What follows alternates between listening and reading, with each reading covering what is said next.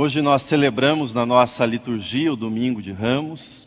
Tivemos essa participação belíssima das crianças, trazendo alegria, entusiasmo para o nosso culto, louvor a Deus.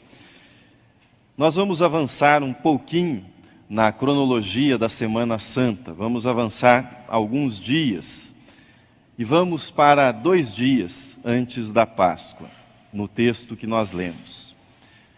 Jerusalém já estava agitada, cheia com os peregrinos que iam para a cidade para celebrar a Páscoa. Jesus já estava em Jerusalém. Jesus fazia suas incursões pelo templo em Jerusalém, mas retornava ao final da tarde de cada dia para pernoitar em Betânia, um pequeno vilarejo próximo à cidade de Jerusalém. Os evangelhos de Mateus e Marcos, nós lemos o evangelho de Marcos, eles não mencionam o nome da mulher que ungiu Jesus em Betânia. Nós encontramos no evangelho de João, no capítulo 12, outra unção de Jesus, e nesta unção é mencionado o nome de Maria, irmã de Lázaro e de Marta.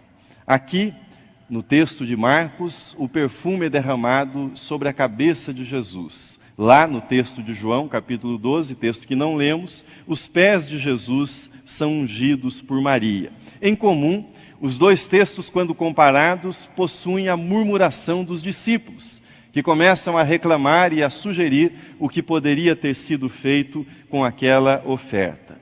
A minha tendência é interpretar esses 2 textos que são paralelos como 2 unções de Jesus ocorridas na semana da Páscoa, e não 2 relatos diferentes do mesmo texto, 2 relatos divergentes a respeito do mesmo texto. E a razão é simples. Jesus foi recebido em 2 jantares diferentes. O primeiro, no texto mencionado na nossa leitura, um jantar na casa de Simão, o leproso, que havia sido curado por Jesus. E um outro jantar, registrado no Evangelho de João, realizado na casa dos irmãos Lázaro, Marta e Maria. E era costume no Oriente, um costume de hospitalidade, ungir o hóspede, ungir aquele que era o convidado especial para um jantar. Essa era uma demonstração das mais bonitas de hospitalidade, amplamente praticada no Oriente no tempo de Jesus. Quando nós estamos para partir para uma viagem, ou quando nós estamos diante de uma decisão difícil, de algo que nos causa tensão, quando assumiremos, por exemplo, diante da nossa decisão determinados riscos, como é bom, como é confortante reunir os amigos para um jantar, ou quem sabe para um almoço. E era exatamente isso que Simão oferecia para Jesus naquele dia. Oferecia naquele momento que se aproximava, que colocava Jesus já perto da crucificação. Mas, na passagem que nós acabamos de ler, nós temos muito mais do que amigos se despedindo, amigos confraternizando-se, acompanhados por uma boa refeição. Nós temos um gesto que gravaria nas páginas das Escrituras, gravaria uma das cenas mais significantes, uma das cenas mais bonitas, um dos gestos mais eloquentes de amor e gratidão demonstrados a Jesus. Nesta cena, que é uma cena resumida, é uma cena condensada, nós temos o que podemos chamar de a essência da adoração. Nós temos aqui o perfume da gratidão, o perfume do louvor a Deus, o perfume de uma vida que realmente agrada a Deus, que exalta a Deus.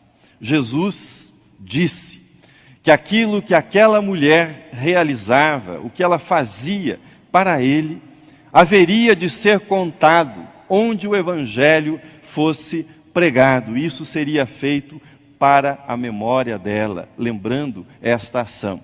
Ação que foi chamada por Jesus de uma boa ação, que na língua original, o grego, significa kalos, que não é só boa no sentido de ser correta, mas é exuberante, é bonita de se ver, é alguma coisa bela, é alguma coisa que agrada aos olhos quando vista. quando contemplada.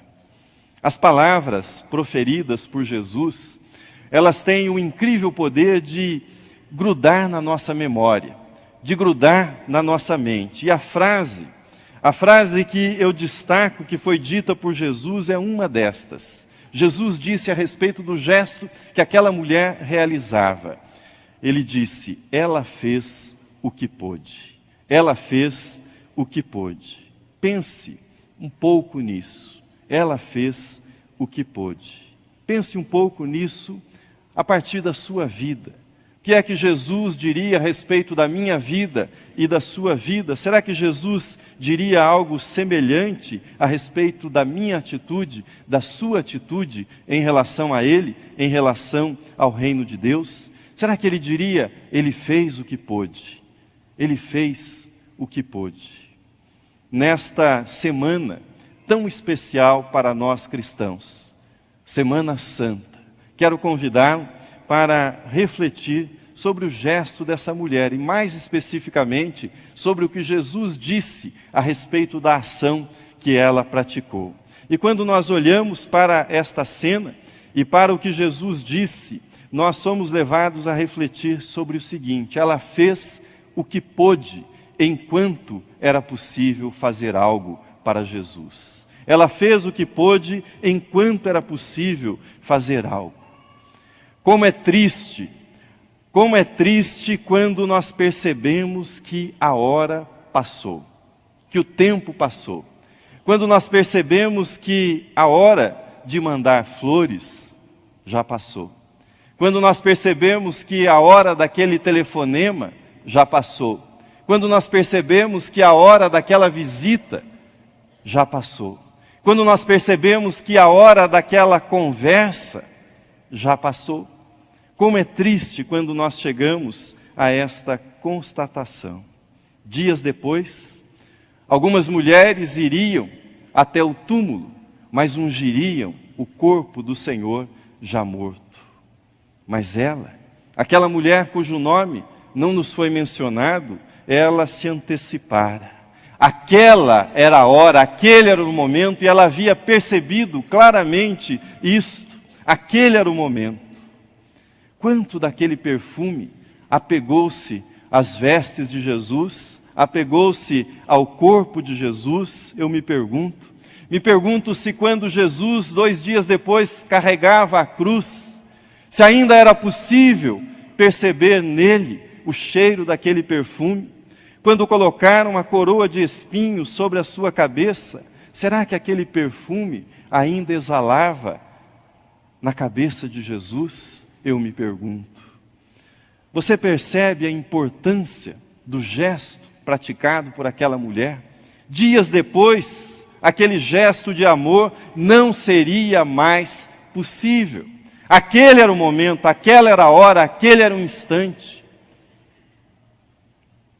Nós temos milhares, talvez milhões de pessoas que começarão a servir a Deus, mas somente no próximo ano. Nós temos milhares de pessoas que assumirão um compromisso em cultuar a Deus, assumirão um compromisso de orar, assumirão um compromisso da leitura regular da palavra de Deus, mas somente no próximo mês. Nós temos milhares de pessoas que se tornarão dizimistas, contribuintes, mas somente depois que a situação do país melhorar. Ela fez o que pôde, enquanto era possível fazê-lo. Ela proclama, esta mulher, que amanhã poderá ser muito tarde. O vaso deve ser aberto hoje. O perfume da gratidão deve ser derramado nesta manhã. Enquanto é possível fazê-lo, Deus quer sentir o perfume da gratidão que exala da sua vida. Hoje, não amanhã, depois, ou no próximo mês, ou quem sabe, no próximo ano. Ela fez o que pôde, enquanto era possível fazer algo. Mas, em segundo lugar, ela fez o que pôde com o melhor que pôde, com o melhor que ela possuía. Aquela mulher não só ofereceu no momento oportuno, mas ela trouxe para Jesus o melhor que ela possuía. Como nós sabemos disso? O evangelista fez esse registro. Ele diz que o perfume com nardo puro era preciosíssimo. Ele era extraído de uma planta vinda da Índia, uma planta que cresce na região do Himalaia, e o seu valor era bastante elevado. Calcula-se que um vaso daquele custasse o equivalente a 1 ano de um trabalhador médio, ao trabalho de 1 ano de um trabalhador médio. Tão valioso era aquele perfume que o costume era que fossem lançadas, que fossem borrifadas gotas daquele perfume sobre o hóspede, mas jamais que o vaso todo fosse derramado sobre a cabeça do hóspede. Tal era o seu valor. Isso fez com que os discípulos fizessem o seguinte comentário: esse perfume poderia ter sido vendido, e nisso eles eram liderados por Judas Iscariotes. Esse perfume poderia ter sido vendido e o resultado revertido em favor dos pobres. Vocês devem se recordar que Jesus foi vendido, foi negociado por Judas com os escribas, fariseus e sacerdotes por 30 moedas de prata. Calcula-se que esse perfume valia 300 moedas de prata, ou seja, 10 vezes mais o valor que Judas conseguiu tendo entregue Jesus aos sacerdotes, escribas e fariseus. Mas a mulher quebrou, a mulher derramou aquele perfume sobre a cabeça de Jesus. A casa encheu-se com o cheiro daquele perfume, o coração de Jesus ficou repleto com a alegria proveniente do gesto demonstrado por aquela mulher, em ver o cuidado, o amor que ela tinha por ele. Se ali, naquela casa, houvesse um coral, certamente seria o momento para o coral explodir num canto de louvor. Se nós tivéssemos uma orquestra ali, seria o momento da orquestra executar a peça mais bonita que tivesse preparada. Mas o que fizeram os discípulos? Eles não se contagiaram com o louvor, com a alegria daquela mulher. O que fizeram os discípulos? Veja na projeção, diz o texto: indignaram-se. Indignaram-se alguns entre si, diziam: para que este desperdício de bálsamo? Porque este perfume poderia ser vendido por mais de 300 denários e dar-se aos pobres. E murmuravam contra ela. Isso parece surreal. Parece surreal. Ela não ofertou do perfume que pertencia a eles. Ofertou daquilo que pertencia a ela, que ela comprara.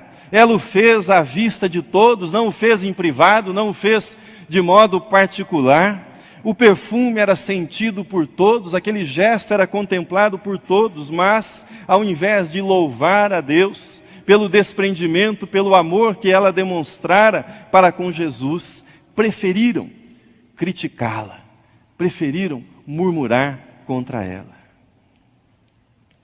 Quando alguém ama Jesus e decide segui-lo, e decide consagrar a sua vida ao serviço de Jesus, quando você ama Jesus e deseja oferecer-lhe o melhor da sua vida, o melhor das suas posses, o melhor do que você é, saiba, você sofrerá as piores críticas da sua vida. Você não será poupado das críticas, você será criticado por conta disso. Esteja preparado para isso, e mais do que isso, os piores inimigos da adoração, os murmuradores, eles murmurarão sem parar. Que desperdício, que absurdo, que irracionalidade, que desperdício de dinheiro, que desperdício de tempo, algo muito melhor poderia ser feito com isso. Que extravagância. O grande problema da murmuração é que aqueles que murmuram, eles olham para quem adora, eles não olham para aquele que é adorado, para quem é adorado. Olham para a oferta, mas não olham para aquele que é a razão da oferta, aquele que é o motivo do louvor, aquele que produz a gratidão no coração daquele que oferta. Se olhassem para Jesus, para aquilo que Jesus havia feito e para aquilo que ele faria na cruz em favor deles, a atitude deles seria outra. Certamente eles poderiam agir dizendo: alguém mais tem algum vaso? Vamos levantar uma oferta aqui, vamos comprar mais desse perfume para Jesus, ele merece o nosso louvor. Quando nós murmuramos, nós centralizamos o nosso culto naquilo que os outros adoradores fazem. Mas quando nós adoramos, quando adoramos verdadeiramente, nós centralizamos os nossos pensamentos e ações naquele que é adorado, naquele que merece o nosso louvor, Cristo Jesus. Mas os murmuradores, eles não dominam só a língua da murmuração. São hábeis também numa outra língua, a língua da sugestão. Veja na projeção o seguinte texto. Assim está dito no versículo 5. Porque este perfume, disseram eles, poderia ser vendido por mais de 300 denários e dar-se aos pobres. Quem adora a Deus, dá o seu melhor para Deus.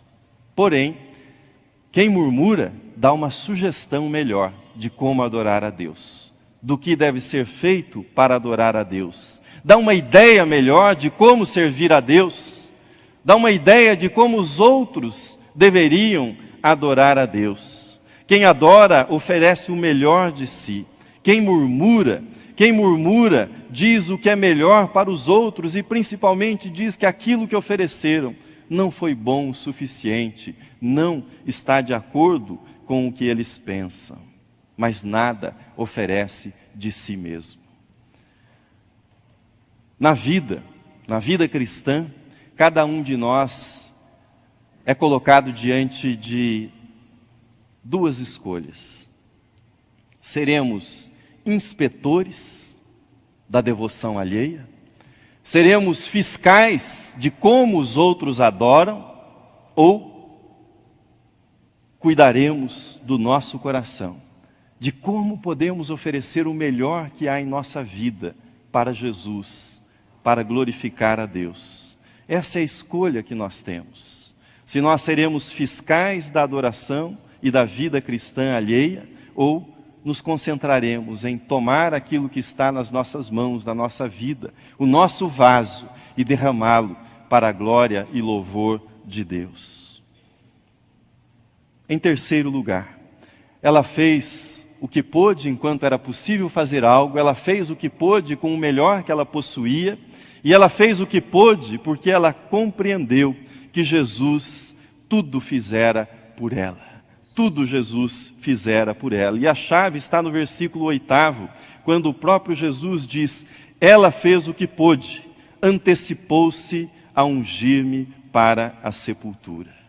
A mulher que ungiu Jesus nesta cena, na casa de Simão, ela viu a cruz. E ela entendeu a cruz antes que os demais discípulos a vissem e a pudessem entender. Por isso aquela moradora de Betânia, ela estava comovida, e 2 dias antes ela sabia que aquelas mãos que haviam tocado e haviam curado Simão o leproso, estariam crucificadas, atravessadas pelos pregos. Aquela mulher sabia que a cabeça sobre a qual ela derramava aquele perfume precioso, dias depois teria encravada uma coroa de espinhos. Aquela mulher sabia que aquelas costas pelas quais escorria aquele perfume seriam machucadas, seriam dilaceradas pelas chicotadas que receberiam dos soldados romanos.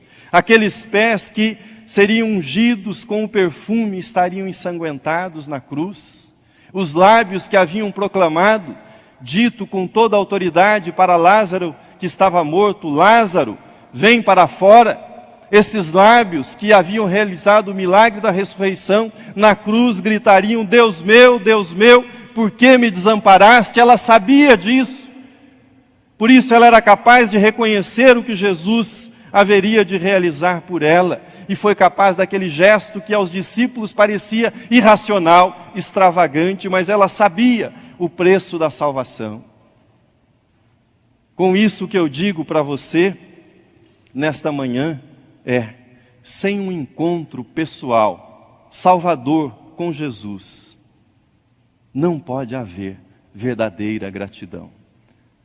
Não pode haver sequer vida cristã.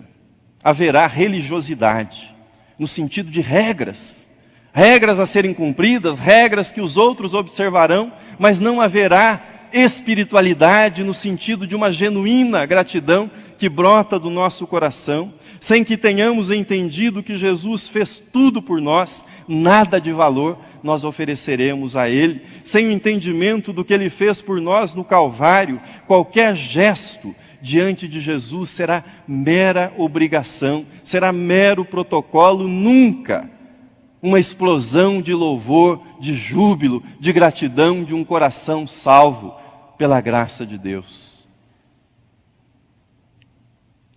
Termino. Ela fez tudo o que pôde, disse Jesus. Ela fez tudo o que pôde.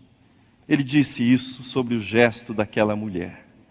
E o que é que ele diz sobre a sua vida? O que é que ele diz sobre a minha vida? O que é que ele diz sobre a nossa vida nesta manhã? Pense nisso. Ela fez tudo o que pôde, e eu? Ela fez tudo o que pôde enquanto era possível fazer algo, e eu? O que tenho feito? Ela fez tudo o que pôde com o melhor que pôde, e eu? O que tenho oferecido para Deus? Ela fez tudo o que pôde, porque ela havia entendido que Jesus fizera tudo por ela. E é daí que nascia a gratidão que havia no coração dela. Esta é uma semana muito especial. Medite diante de Deus, na sua vida e naquilo que você tem oferecido e naquilo que você tem sido para Deus.